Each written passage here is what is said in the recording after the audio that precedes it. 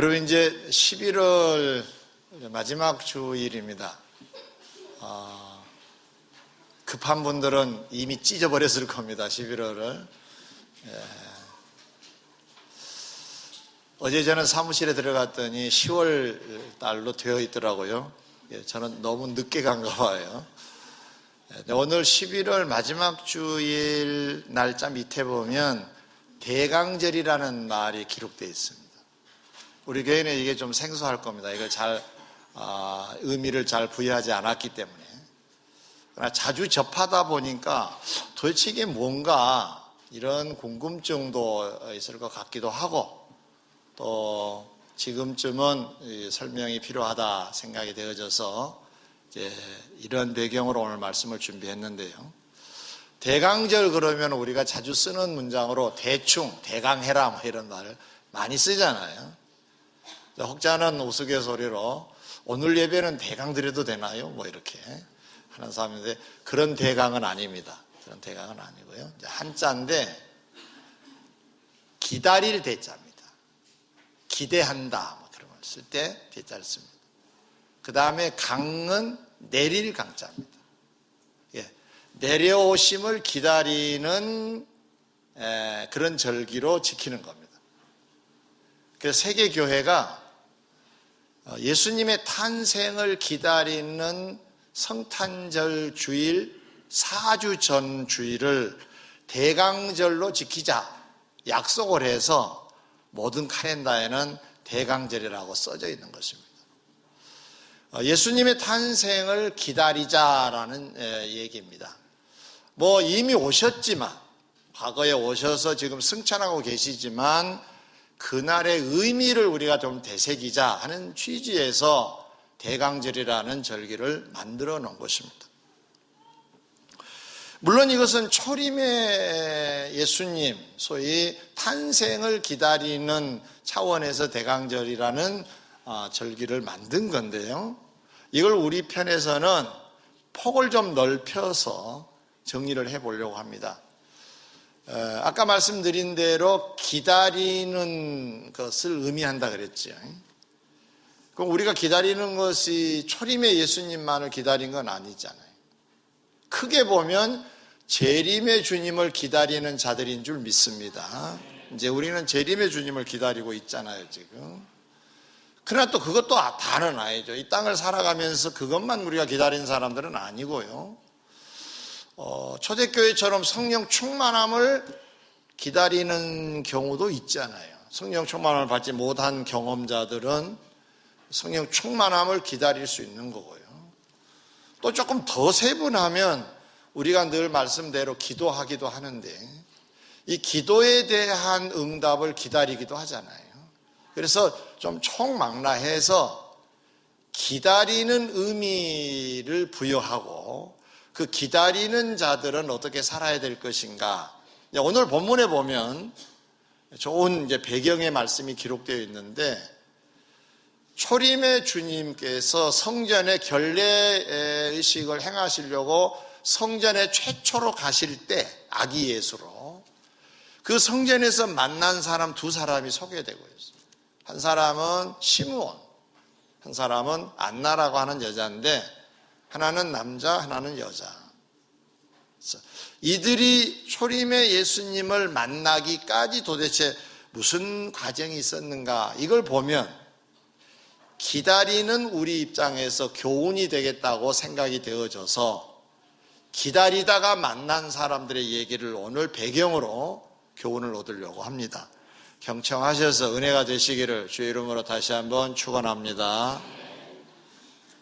첫째로, 기다리는 사람들의 특징이 뭐냐면 희망이 있어야 기다립니다. 희망. 이 말을 역으로 말하면 기다린다는 것은 희망이 있기 때문에 기다린 것입니다.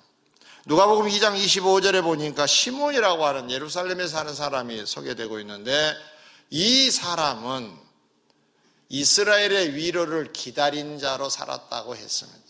그런데 살고 있는 중에 성령이 나타나셔서 네가 죽기 전에 이스라엘의 위로자를 만나게 될 것이다 라고 얘기를 해준 거예요. 그래서 이 사람은 계속 기다리고 있다가 아기 예수가 성전에 입성을 하고 예식을 거행하고자 할 때 만나서 축복까지 해주는 그런 인물이 바로 시몬이라고 하는 인물입니다. 곧 이 사람은 이스라엘의 위로를 기다리고 있었다는 사람입니다. 이 말을 달리 말하면 그게 이 사람에 있어서 희망이었다는 겁니다. 이스라엘의 위로가 나타나야 된다.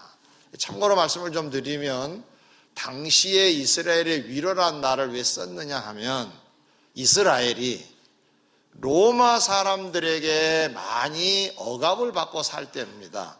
옛날에 우리 역사 속에 일본 사람들의 억압을 우리가 36년간 받은 경험이 있잖아요. 그런 것처럼 이스라엘이 로마의 지배를 받고 있었기 때문에 많이 서럽고 슬프고 아프고 괴로운 역사입니다. 그때 사람들이 뭘 늘 소망했느냐? 하나님이 구약에 약속하시기를 메시아를 보내시겠다고 약속을 하셨어요. 그런데 그 메시아가 오면 눈에 감긴 사람이 뜨게 되고 벙어리가 말을 하게 되고 억압에서 풀려나고 이런 오셔서 하실 일에 대하여 성경에 예언이 되어 있는데 지금 이 시대야말로 메시아가 와야 할 시대 아니겠느냐 하고 해석을 하고 그 메시아를 기다리고 있었던 겁니다. 시대에 따라서. 그 사람은 소경도 아니고 그 사람은 벙어리도 아니지만 이스라엘의 위로가 나타나야 눈물 많은 이 백성들을 위로해 주시겠다라고 그 희망을 가지고 이제 기다리고 있었던 겁니다. 그런데 성령이 나타나셔서 네가 죽기 전에 만나게 될 것이라고 하는 말씀을 주심으로 더 뚜렷한 희망이 생겼던 것입니다. 그 희망을 가지고 기다리다가 성전에서 아기 예수를 만나는 기쁨과 영광을 누리게 되지요. 사도행전 1장 4절에 보면 주님께서 승천하시면서 제자들에게 예루살렘을 떠나지 말고 아버지께서 약속하신 것을 기다리라고 말씀하시면서 떠나셨어요. 그 약속하신 내용이 뭐냐면 성령이세요.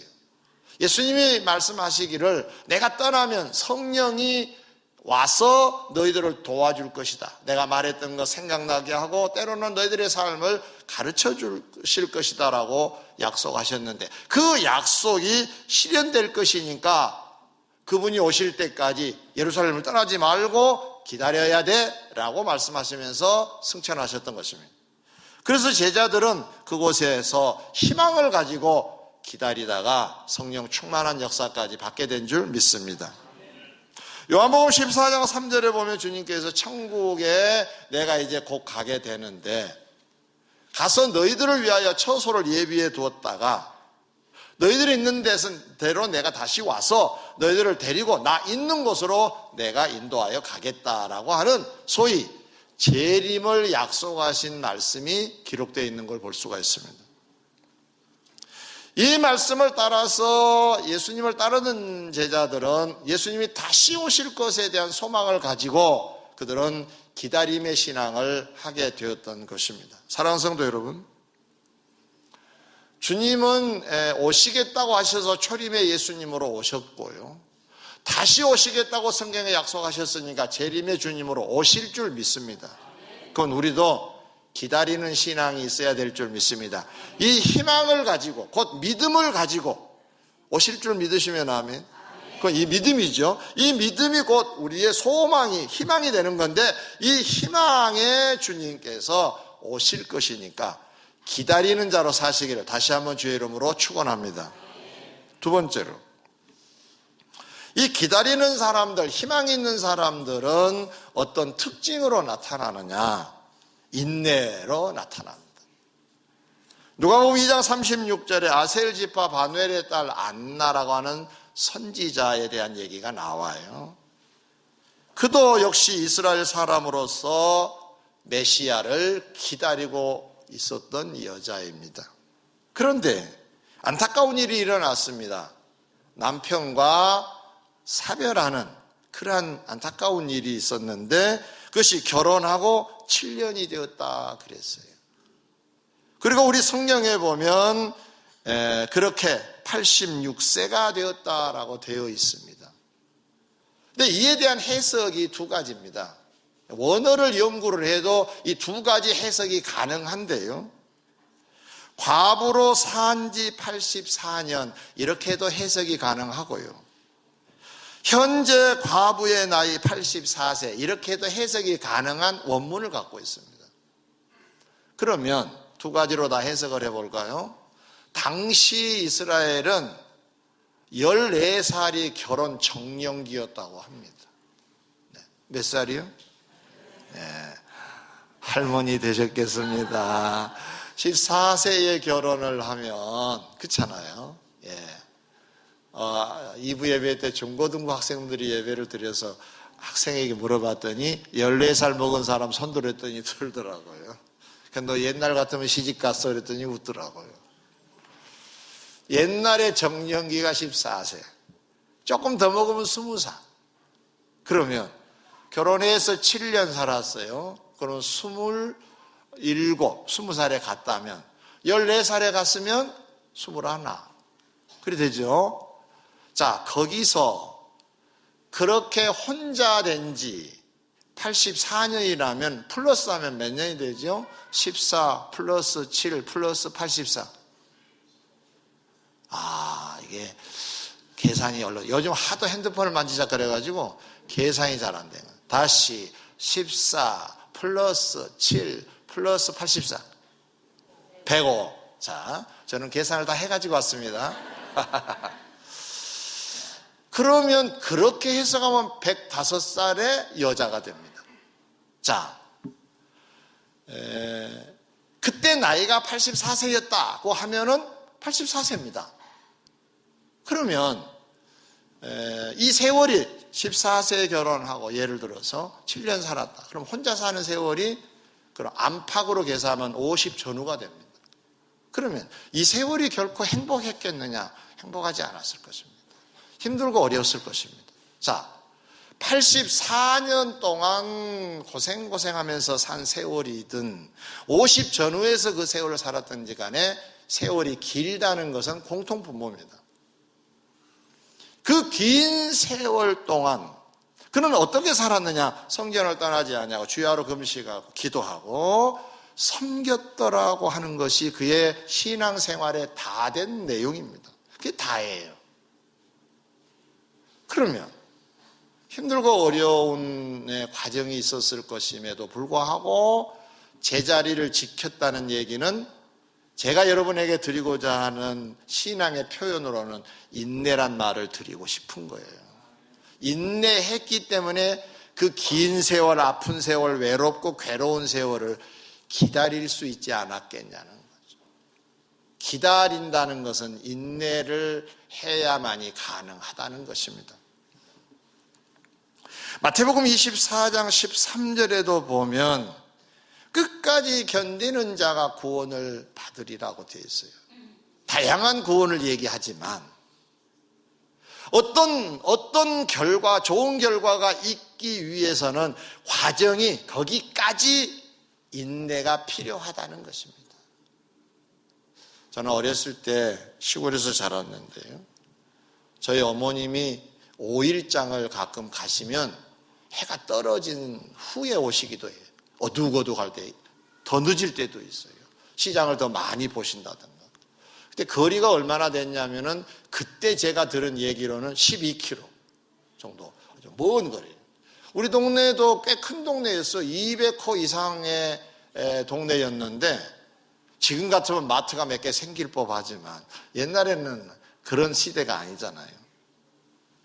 그게 12km나 되는 거리에 가서 5일장을 보고 옵니다. 5일에 한 번씩 가는 거죠. 시골에 뭐 이렇게 뭐가 나오면 그걸 가지고 가서 파시고, 그걸 가지고 생활용품 사오시고. 근데 늘 빠지지 않으셨던 것이 사탕과 과자와 엿 같은 것을 사왔어요. 그러면 그럼 뭐하러 사오시느냐? 우리 아버지 드리시고 우리 누나와 제가 이제 얻어먹는 거예요. 자, 5일장 날이 되면 꽤 기대를 크게 겁니다. 왜냐? 그날 뭘 먹는 날입니다. 근데 어머님이 늦게 오실 때가 있어요. 그러면 일찍 하도 여기저기 뛰어다니면서 놀았으니까 잠이 올 거 아니에요, 어린아이가. 그럼 자야 합니다.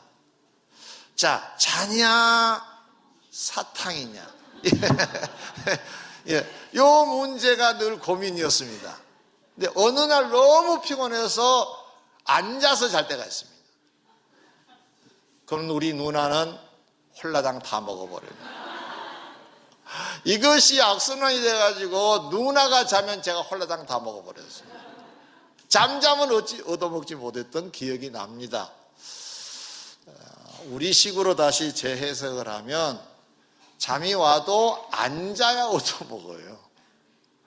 자버리니까 빼앗기더라고요. 생생한 교훈입니다. 여러분 삶에도 이와 비슷한 삶이 왜 없겠습니까? 기다리는 사람들은 반드시 그것이 나타나고 이루어질 때까지 기다림이라는 게 필요합니다. 재림의 주님을 믿나요? 오실 걸 믿나요? 그날까지 우리의 신앙은 진행되고 있어야 될 줄 믿습니다. 어떤 사람은 잠깐 놀다 오면 안 되냐고 그래요.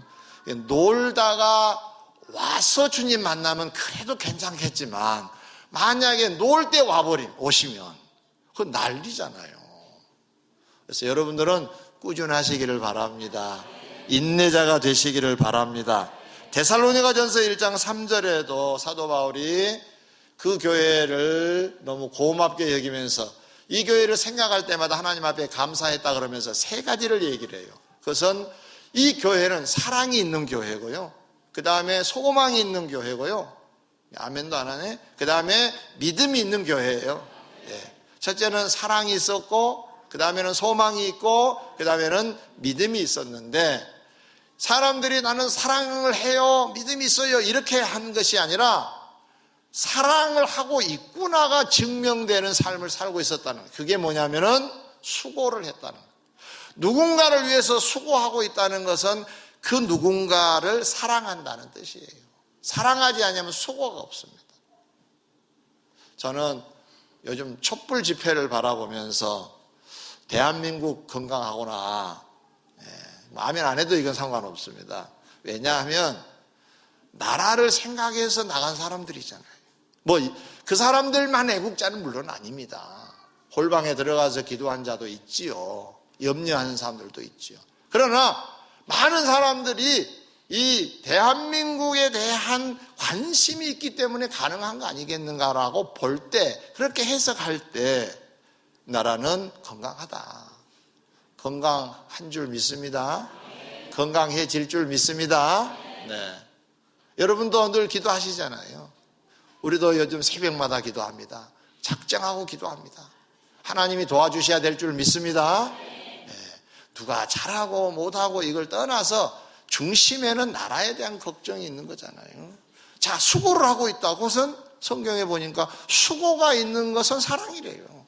사랑에서 수고가 뒤따른다는 거예요. 사랑하기 때문에. 그 다음에 나온 얘기가 이 사람들은 소망이 있었다는 거예요. 소망이. 그러면 소망은 어떻게 나타나느냐? 인내로 나타났대. 그러니까 가지 참는 거예요. 그 다음에 이제 믿음에 대한 얘기가 나오는데 그건 역사다 그래요. 일을 했다 그래요. 믿음은 일을 하는 것으로 나타나는데 오늘 두 번째 대목에 해당되는 소망의 인내가 있어서 감사했다고 되어 있습니다. 다시 말하면 그들은 하나님 약속하신 예수님의 재림을 믿고 있었기 때문에 소망이 있는 거죠. 소망이 있어서 그때까지, 나타나실 때까지 인내하는 생활을 지금 이어가고 있다는 거예요. 그걸 볼 때 너무 고마워서 너희들을 생각할 때마다 감사 기도를 올리고 있다, 이렇게 편지를 보냈다는 말씀입니다. 고린도전서 15장 30절에 보니까 부활을 설명하다가 바울이 나는 위험을 때마다 무릅쓰는데 그 이유가 나는 부활을 믿기 때문이라 그래요. 사실 사도 바울의 역사를 살펴보면 돌에도 여러 번 맞아요. 태장에 맞기도 하고, 그 다음에 어떤 사람들이 아주 고약하죠. 이 성창이 있는데 성 밖으로 그냥 밀쳐내버렸어요. 떼굴떼굴 굴렀어요. 비투성이가 됐겠지요. 그러면은 안 하면 되는데 사도 바울은 여전히 다니면서 복음을 전해. 복음 전하다가 이 상황이 된 거거든요. 맞기도 하고 던져지기도 하고 죽을 고비를 넘겨요. 많이 만납니다. 감옥에 가기도 하고. 그런데 왜 때마다 위험을 무릅쓰면서 전도 대열에 있었느냐? 그가 말하기를 나는 부활을 믿어서 그렇다라고 얘기를 해요. 다시 말하면 내가 그렇게 해서 죽는다 하더라도 주님이 날 부활시키실 거니까 내가 다시 살 건데 죽는 게 뭐 대수냐. 죽을 수도 있는 거지. 하다 보니까 용기 있는 바울이 되었던 것입니다. 할렐루야. 가끔 사석에서 집사님들하고 대화를 하는 중에 집이 약간 좀 멋진 분들에게 새벽 기도를 요즘 못 하시대요. 그러면은 아우 목사님 새벽에 무서워서요. 제가 말씀드릴게요. 그분들에게. 다른 분들은 그냥 가만히 계시고 그분들에게만 제가 전합니다. 무서워하는 분들에게 제가 말씀을 드릴게요. 너무 극단적인 얘기인데 혹 죽어도 다시 살아요.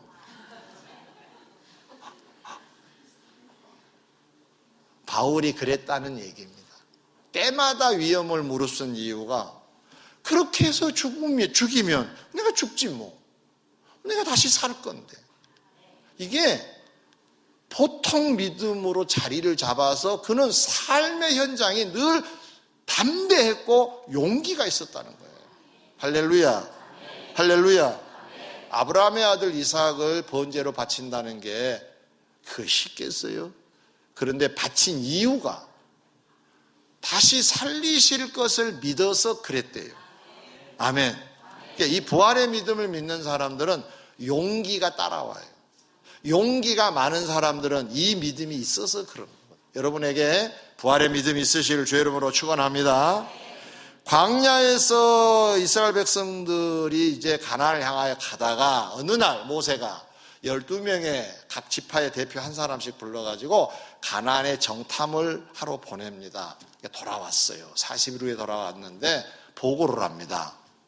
근데 10명의 사람이 보고를 하는데 거기 가면 안 되겠더라고 하는 결론이었어요. 이유가 뭐냐면 거기 가보니까 탱크도 있고 우리는 탱크도 없는데 그리고 키도 그냥 장대해가지고 거인족들이 많더라는 거예요. 자기들이 그 사람들은 7족속이 서로 막 땅 따먹게 싸워가지고 전쟁에 능한 사람들이에요. 그러니까 탱크까지 준비가 된 거거든요. 신무기가 있는 거예요. 그렇게. 그런데다가 키가 장대하니까 자기들은 가면 팔이 먹습니다. 그래서 안 되겠더라. 이거 안 된다. 우리는 돌아가자. 그렇게 얘기를 했던 거예요. 다시 말하면 희망이 없었던 거죠. 우리와 함께 하실 것에 대한 희망이 없었던 거죠. 우리가 이길 것이다라고 하는 희망이 없었던 거죠. 그러다 보니까 인내도 할 수 없었던 거죠. 그럼 나머지 2명 여호수아와 갈렙은 어떻게 했느냐? 보고 왔어요. 탱크도 봤어요. 거인도 다 봤어요.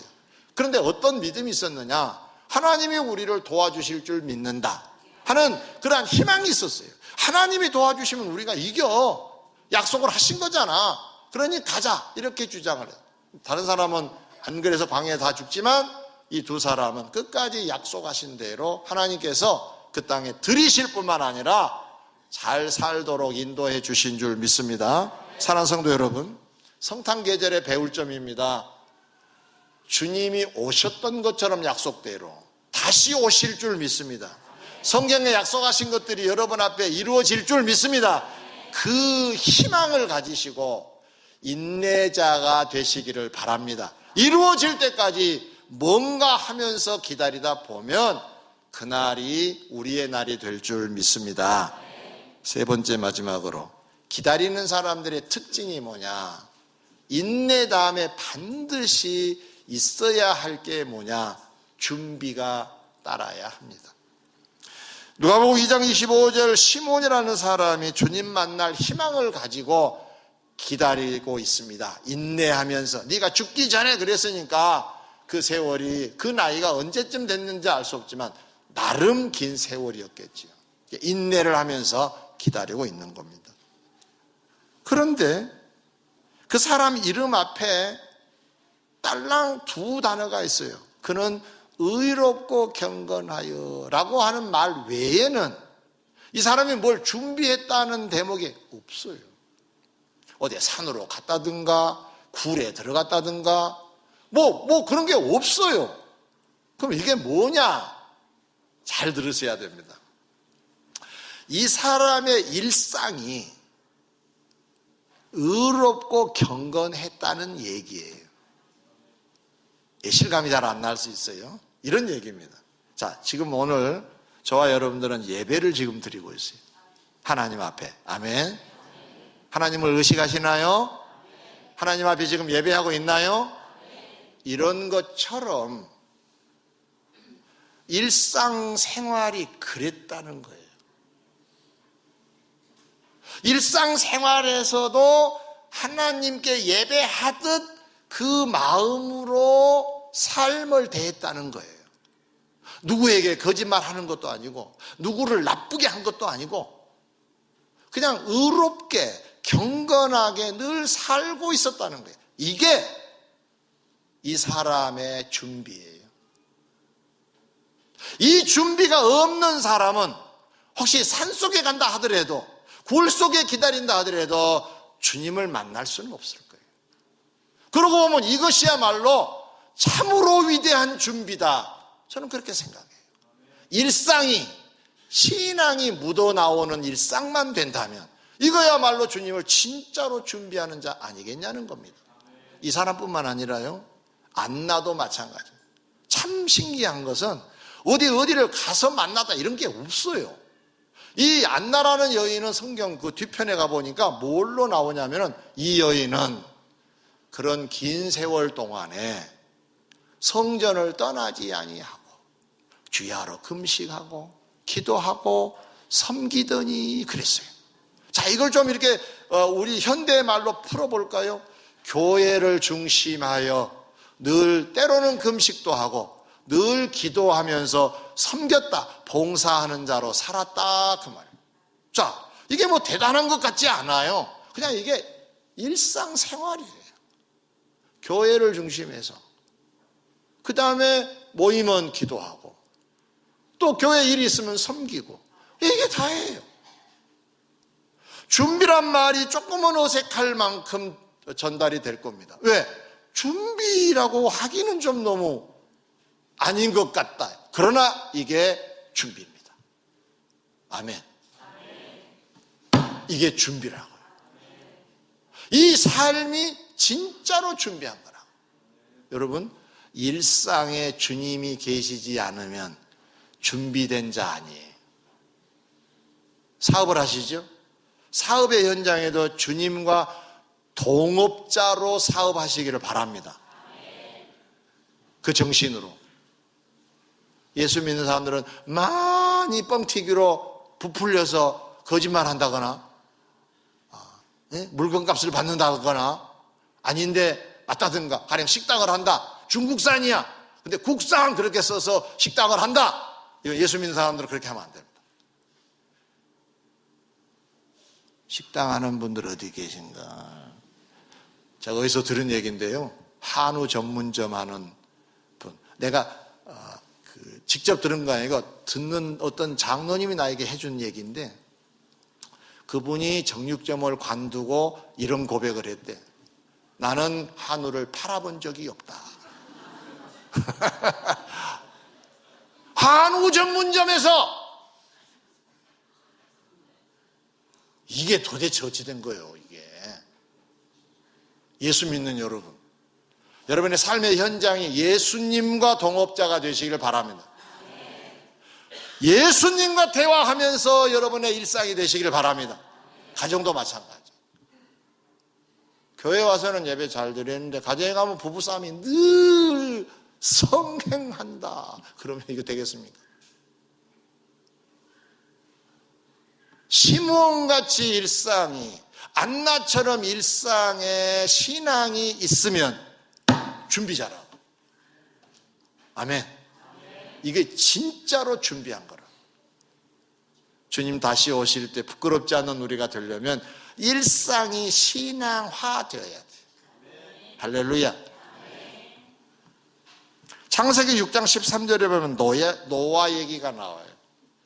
하나님이 심판하시기 전에 노아에게 말씀하세요. 노아야, 방주를 만들어라. 내가 물로 심판할 것이다. 예. 현실적으로는 맞지 않아. 아니, 비가 와 온들 얼마나 오겠어요? 조금 차더라도 빠지겠지. 근데 이 세상을 물로 잠기게 하시겠다는 거예요. 물로. 세상을 물로 다 채워버리겠다. 근데 노아는 이걸 믿어요. 그래서 방주를 만들어요. 아멘. 역청을 칠하고 칸을 만들고 창을 만들고 자기들 식구들 들어가고 동물들 다 집어넣고 순놈과 암놈, 다음에 다시 땅이 이제 발견되어지면 그거 풀어서 이제 번식하게 해야 될 거 아니에요. 그래서 그렇게 만들었더니 정말로 물이 쏟아진 거예요. 땅에서 물이 솟아나고. 그러니 뭐 대책이 없는 거예요. 다 이렇게 차고 내리니까 가득 차서 막 산 꼭대기가 보이질 않아요. 완전히 물세계가 되어버렸어요. 방주만 둥둥 떠다니고. 여러분, 이 대목에서 노아에게 주신 사랑의 말씀, 노아야 방주를 만들어라 하는 말씀을 이제 그가 믿음으로 받지 않았다고 합시다. 그날이 올 것에 대하여서 어떤 그 그림이 그려지지 않았다고 합시다. 그러면 방주 안 지어요. 안 지었다면 그도 수장되고 말았을 거예요.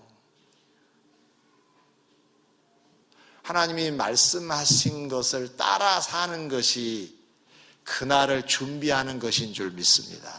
저는 이렇게 생각합니다. 현대판 방주란 우리에게 주님이 사랑해라 그러면 사랑하고 있는 게 나의 방주가 될 줄 믿습니다. 구제하라 그러면 구제가 나의 방주가 될 거예요. 뭘 다 잘라내신가요? 그러면 배 밑창 구멍 뚫린 것하고 같을 수 있어요. 배는 배인데 구멍이 뚫렸어. 그러면 물속에 가라앉겠죠. 하나님의 말씀이 선포되어지면 그래도 지키려고 노력하는 여러분 되셔서 방주를 만든 노아와 같이 그걸 잘 여러분이 살 곳을 만드는 것이니까 잘 하셔서 여러분은 복되시기를 주의 이름으로 축원합니다. 그 준비예요. 말씀을 믿고 따르는 게 준비라고요. 그 일상생활에 나타나야 되는 거예요. 마태복음 25장 전체 보면 세 가지 비유가 나오는데 그 중에 하나가 열처녀 비유예요. 처녀가 10명 나와요. 이건 들놀이예요. 신부는 아니고 신부, 친구가 결혼을 하는데 들놀이로 설자에 대한 비유예요. 열처녀 비유. 신랑이 올 때 이 사람들이 마중 나가요. 그래서 신부를 만나게 해줘요. 근데 재미난 것은 10명 다 등을 준비를 했어요. 원래 등이 있어야 되거든요. 왜냐하면 밤늦게까지 결혼식이 진행되기도 했어요. 그 나라는. 그러니까 등을 반드시 준비를 해야 돼. 그런데 밤에 오겠어. 낮에 오겠지. 그런 사람은 기름을 준비 안 했어. 근데 어떤 사람들은 몰라. 밤에 올 수도 있었잖아. 밤에 올 수도 있어. 그래서 기름을 준비했어. 근데 밤에 왔어요. 밤에 오니까 등만 가지고 있는 사람들은 캄캄할 거 아니에요. 신랑이 온다는 소식이 들려온다. 신랑이다. 기름이 있어야지. 등만 들고 왔다 갔다 해. 좀 빌려달라니까 안 된다고. 사러 나갔지만은 없었어. 그러나 기름이 있는 5 처녀는 신랑을 맞이하고 신부에게 안내해서 혼인잔치에 참여하게 된 줄 믿습니다. 이건 잘 들으셔야 돼요. 믿는 자들을 향한 비유예요. 믿음의 형태는 등처럼 가지고 다니면서 내용물이 없으면 기름 없는 등이지요. 믿음을 폼으로 한 게 아니에요. 믿음을 가졌다고만 말하면 안 돼요. 믿는 자로 살고 있어야 해요. 시몬처럼 의롭고 경건한 삶이 내용물이에요. 안나처럼 교회를 중심해서 기도하고 섬기는 봉사하는 삶이 바로 내용물이라고요. 기름과 같다고요. 여러분 등만 준비하지 마시고 내용물도 가득하시기를 주의 이름으로 축원합니다. 사도행전 1장 4절에 아까 잠깐 말씀드렸는데 주님이 승천하시면서 제자들에게 아버지께서 약속하신 것을 받기 위해서 기다려라. 예루살렘을 떠나지 말고. 그러니까 승천하셨어요. 그러자 제자들 따르는 무리 한 120명 정도가 마가다락방이라고 하는 마가의 집에 들어가서 그 예수님의 말씀대로 아버지가 약속하신 성령을 충만히 받기를 기다리고 있었어요. 인내하면서 어느 날 오시려는지 알 수 없지만 아무튼 약속하셨으니까 오실 거라고 기다려요. 근데 그때 그들은 가만히 앉아있지 않았다고 성경이 되어 있어요. 오로지 기도에 힘쓰니라 1장 14절에는 그렇게 기록하고 있고 그 후에 2장 1절 이하에서는 무슨 말씀이 기록되어 있느냐? 그들에게 성령이 충만하게 임하였다. 할렐루야. 사랑하는 성도 여러분, 말씀을 맺고자 합니다. 초림의 주님을 기다리는 절기로 대강절이 지켜집니다. 우리는 그 주님을 다시 한번 마음속에 깊이 모시겠다는 그런 심정을 가지고 그 주님을 기다리는 자로 사실 뿐만 아니라 본격적으로 우리는 재림의 주님을 기다리는 자들이기 때문에 재림의 주님 반드시 오실 희망을 가지시기 바랍니다. 아멘. 하나님이 성령을 통해서 약속하신 것은 반드시 우리에게 이루어 주실 줄 믿습니다. 그 희망을 가지셔야 돼요. 둘째로 그 이루어질 때까지 우리는 요동함이 없이 인내하면서 기다려야 돼요. 할렐루야. 뿐만 아니라 주님이 우리에게 뭔가를 요구해 오시면 방주를 지으라 인 것처럼 사랑하라 인 것처럼 기도하라 인 것처럼 뭔가 우리에게 제시하신 말씀이 우리 편에서는 준비사항이에요. 하고 있으면 기다리는 역사, 기다림의 역사 속에 우리에게 나타나시는 역사가 일어날 줄 믿습니다. 할렐루야. 일상이 신앙이 되게 하면 이것이야말로 저는 좋은 준비라고 보고 여러분 준비 잘 하셔서 그날 슬프지 않고 기쁘고 행복하셨으면 좋겠습니다.